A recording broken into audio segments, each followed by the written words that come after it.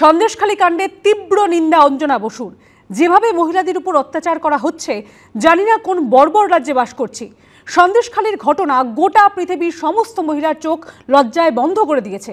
তৃণমূল সভা করতে পারে, কিন্তু বিরোধীদের সন্দেশখালীতে ঢুকতে বাধা দেওয়া হচ্ছে। তৃণমূল বলছে সিপিএম বিজেপির চক্রান্ত।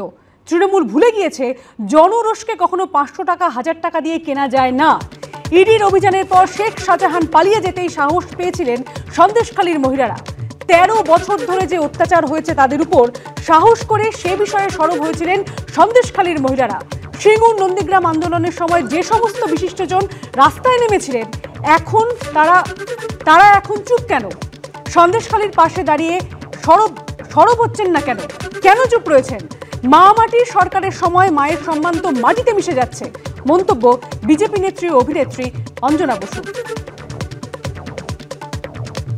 2021-এ সোনারপুর দক্ষিণে প্রতিদ্বন্দ্বিতা করেছিলেন অভিনেত্রী অঞ্জনা বসু। বিজেপির টিকিটে প্রতিদ্বন্দ্বিতা করলেও তারপর কয়েক মাস নিজেকে রাজনীতি থেকে একটু দূরেই রেখেছিলেন অঞ্জনা বসু। তবে সাম্প্রতিককালের নানা ঘটনায় ফের একবার রাজনীতির ময়দানে সক্রিয় হতে চলেছেন অঞ্জনা বসু। সন্দেশখালীর যে ঘটনা, সেই ঘটনা কি কোনোভাবে আবার নাড়া দিচ্ছে রাস্তায় নামার জন্য? হ্যাঁ, 21শে বিধানসভায় প্রার্থী ছিলাম, কিন্তু তারপরে নিজেকে একটু দূরে রেখেছিলাম এমনটা নয়। আমার সমস্ত দর্শকরা, সাধারণ মানুষরা জানেন যে আমি দীর্ঘদিন অসুস্থ ছিলাম, প্রায় বছর দেড়েক বিছানায় ছিলাম। তার মধ্যেও যতটা থাকা গেছে সেটা পুরোটাই ছিলাম, তারপরেই দীর্ঘ অসুস্থতা। কিন্তু অসুস্থতার পর থেকেই কিন্তু আমি বলছি আমি প্রায় বছরখানেক ধরে কিন্তু আবারও অ্যাক্টিভ। ওই রাজনীতিতে আমি বিশ্বাস করি না যে একে আর একজনের প্রতি কাদা ছোড়াছুড়ি করা, খারাপ শব্দের ব্যবহার করা, ওই রাজনীতিতে আমি বিশ্বাস করি না। আমি বিশ্বাস করি আমি একটা নীতি মেনে চলি, এবং আমার নীতির সাথে যে রাজনৈতিক দলের নীতি মেলে আমি সেই দলে আছি, আর যাদের সাথে মেলে না আমি তাদের বিরোধী। কিন্তু আমি তাদের শত্রু নই। আমি তাদের নীতিকে না মানতে পারি, কিন্তু আমি তাদের মারবো, খুন করব বলতে পারি না। কিন্তু সন্দেশখালী কোনো রাজনৈতিক পরিচয় থাকা না থাকা, যে কোনো সাধারণ বাড়ির মহিলা, মায়েরা, মাসিরা যারা রাজনীতির সাথে দূর তক কোনো সম্পর্ক নেই, তারা পর্যন্ত ছিছি করছে, তারা পর্যন্ত সোচ্চার হয়ে যাচ্ছেন। ফলে এরপরেও কিছু বলবো না এমন দুর্বলও নই। সন্দেশখালী শুধু আমাদের বিরোধীদের নয়, গোটা পৃথিবীর মানুষের চোখ খুলে দিয়েছে, এবং গোটা পৃথিবীর মহিলাদের চোখ বন্ধ করে দিয়েছে লজ্জায়। কাজেই আমি জানি না এটার শেষ কোথায়, আমি জানি না এটা গিয়ে কোথায়, এর পরিণতিটা কোথায় গিয়ে দাঁড়াবে সেটাও জানি না। তৃণমূল সভা করতে পারে, তার বেলায় চট করে একটা 144 উঠিয়ে দেওয়া হবে, সেটাও বুঝতে পারছি আমরা সবাই। কিন্তু বিরোধীদের কাউকে ওখানে পৌঁছতে না দেওয়া জন্য 144 ধারা জারি করলো। কেন 144 ধারা জারি করলো সেটা আমি জানি না।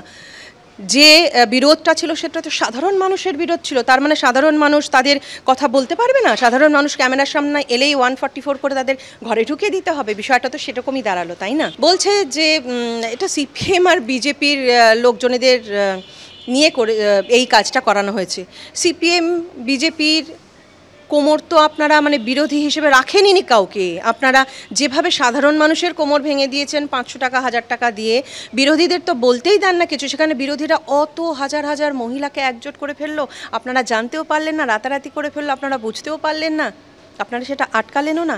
আসল বিষয়টা হচ্ছে যে ইডির অফিসারেরা যেই সন্দেশখালী গিয়েছিল যখন শাহজাহান পালিয়ে গিয়েছিল, এবং তার ফলে গ্রামের মহিলারা একটু সাহস পেয়েছিলেন তাদের এই 13 বছরের, ভাবতেও পারি না, এই সাংঘাতিক নির্যাতনটা যাতে তারা বলতে পারে আর বাকি পশ্চিমবঙ্গের মানুষদের, সেই জন্য তারা বেরিয়েছিল। কারণ তারা বুঝতে পেরেছিল 7-8 দিন অন্তত তারা নিশ্চিন্ত, কারণ শাহজাহান বেরোলে ইডি অফিসাররা তাকে ধরবে বলে সে অন্তত গা ঢাকা দিয়ে থাকবে। ফলে তাদের যে ভয়কে জয় করা বলে, সেইটা তারা ওই 7 দিনের জন্য জয় করতে পেরেছিল। কিন্তু পরশুদিন থেকেই দেখছি নিউজে যে তাদের মহিলাদেরকে যারা মুখ খুলেছেন তাদের বাড়িতে গিয়ে অত্যাচার করা হচ্ছে, মারধর করা হচ্ছে। জানি না কোন বর্বর রাজ্যে বাস করি। নন্দীগ্রাম, সিঙ্গুর যে সময় আমরা দেখেছি, পশ্চিমবঙ্গ যে সময় দেখেছে, সে সময় দেখা গিয়েছিল বৃদ্ধজনেরা রাস্তায় নেমেছিলেন, সন্দেশখালিতে দেখা যাচ্ছে পশ্চিমবঙ্গের সেই শিল্পী মহলের অনেকেই চুপ। যাদের বিরাট বিরাট মুখ নিয়ে গোটা পশ্চিমবঙ্গে বিরাট বিরাট হোর্ডিং বেরিয়েছিল পরিবর্তন চাই বলে, তারা এই পরিবর্তনটা চেয়েছিলেন কি আমি জানি না। যদি তারা চেয়ে থাকেন আর সেটাই হচ্ছে বলে তারা ঘরে বসে আছেন, তারা খুব নিশ্চিন্ত হচ্ছেন যে হ্যাঁ এই পরিবর্তনটাই চেয়েছি, তাহলে আমার সত্যি কিছু বলবার নেই। কিন্তু এই পরিবর্তন যদি তারা না চেয়ে থাকেন, আমার বিশ্বাস শিক্ষিত মানুষ তো ভীরু হতে পারেন, ক্ষমতা না লোভী হতে পারেন, ভীরু হতে পারেন, কিন্তু শিক্ষিত মানুষ তো তারা বটেই। সো কল বুদ্ধিজীবী যারা, তারা নিশ্চয়ই সন্দেশখালির মতন এই রাজ্য বা এই পরিবর্তন চাননি। তো তাদেরকে আমি একটু রিকোয়েস্ট করব আপনাদের ক্যামেরার মাধ্যমে, আপনাদের চ্যানেলের মাধ্যমে, যে একটু প্লিজ বেরোন না, একটু প্লিজ বাড়ি থেকে বেরোন। অনেক মোমবাতি মিছিল আপনাদের করতে দেখেছি আমাদের শহরের রাজপথে। একটু প্লিজ মোমবাতি নিয়ে বেরোন না সন্দেশখালী সেই সব মহিলাদের নিয়ে।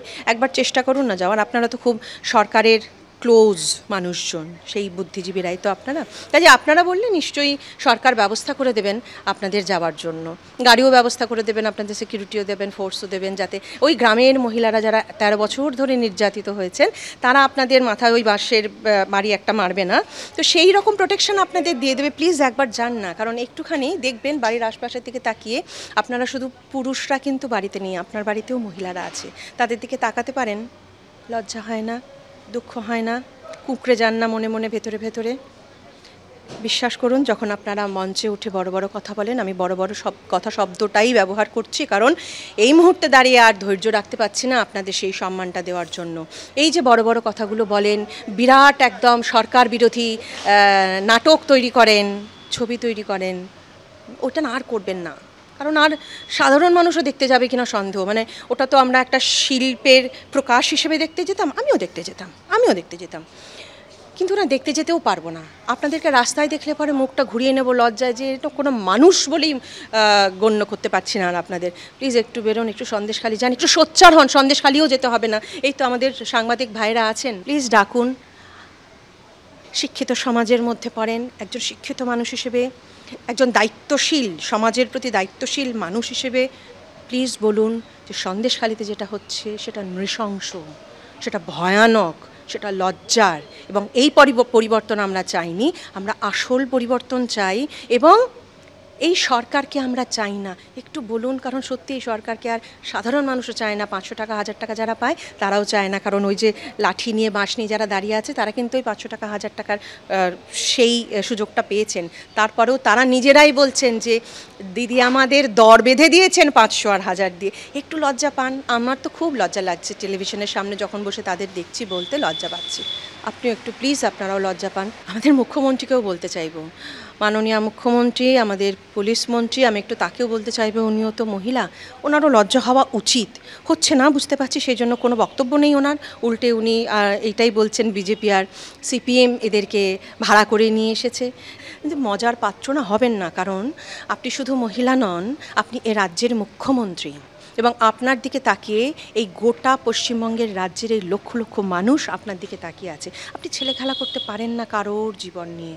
এই মা মাটি মানুষের সংসার বলেন, মায়ের সম্মান তো মাটিতে মিশে গড়াগড়ি খাচ্ছে। কাজে মা মাটি মানুষের সংসারটাও আর বলবেন না, আর একটু ওদের পাশে গিয়ে দাঁড়ান। আপনি যদি দাঁড়ান, আমি বলতে পারি যে মানুষ আপনাকে একটা অদ্ভুত সম্মানের জায়গায় এবারে কিন্তু রাখতে পারবে। এটা আপনার শেষ সুযোগ, অন্তত সম্মানটুকুনি করুন। শাসক দলের বা রাজ্য সরকারের বিভিন্ন পদে যারা আসীন নন, সেই বুদ্ধিজীবীরা বা যারা বিভিন্ন সময় রাজ্য সরকারের নানা কিছু পুরস্কার, কিছু পদ প্রত্যাখ্যান করেছেন, সেই বুদ্ধিজীবীরা সন্দেশখালী নিয়ে কলকাতার রাস্তায় সংঘবদ্ধ কোনো প্রতিবাদের কথা আপনারা ভাবছেন? আমাদের তো প্রতিবাদ চলছেই।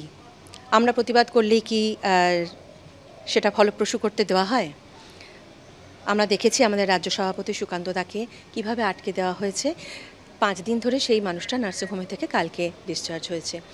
যতবার সোচ্চার হতে চেয়েছেন আমাদের বিরোধী দলনেতা শুভেন্দু দা, এবং তার সঙ্গে এমএলএদের নিয়ে যাওয়ার চেষ্টা করেছেন, বাসন্তী হাইওয়েতে যেখানে 144 ধারা নয় সেইখান থেকে আটকানো শুরু করেছে। হ্যাঁ, কাজেই আমাদের তো কিছু করতে দেবে না, সেইটাই ওনাদের পণ। কিন্তু পরিকল্পনা তো অনেক আছে, সেটা তো এক্ষুনি বলবো না। এবং সে পরিকল্পনা ভয়ঙ্কর, ভয়াবহ। সেই জন্যই না রিকোয়েস্ট করছি আপনাদের সবাইকে যে আপনারা নিজেরা একটু এবারে সোচ্চার হন, তাহলে হয়তো আমাদের প্রতিবাদটা খানিকটা হলেও আপনারা সামলাতে পারবেন, আদারওয়াইজ কিন্তু সামলাতে পারবেন না।